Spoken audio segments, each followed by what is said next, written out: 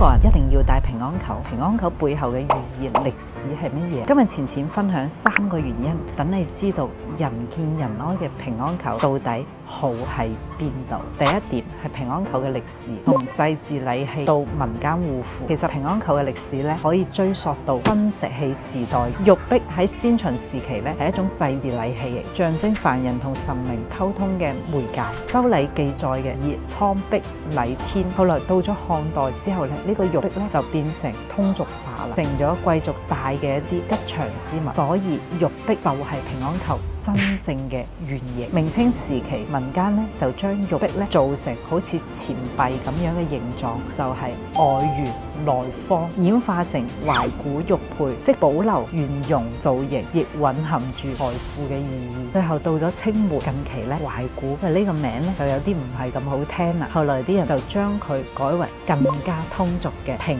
安球，強調咗祈福立吉嘅寓意。第二點，內行國學文化傳承嘅平安球嘅外緣，象徵住宇宙無限嘅循環同和諧，亦即係道家講嘅大道至簡，表達嘅係順其自然嘅處世態度。平安球嘅內圓窿咧，表示虛懷若谷、包容心。呢個一內一外嘅圓，就將華夏智慧嘅精髓融入其中。你帶住佢，可能唔心情舒暢咧。第三點咧，就係人見人愛，平安順遂、財源滾滾、美好吉祥嘅象喺民間裏邊咧廣為流行。講到平安球，最後仲要強調嘅係品德修養。君子以德比玉，喺圓同埋空嘅辯證中蘊藏住對天地嘅敬畏、對生命嘅珍視，同埋對人生嘅美好期許。所以咧，佢唔單止係華夏文化嘅精髓，仲係一部中華精神史。愛玉之人，人必愛之。呢3點，如果中意平安球嘅，不妨可以點讚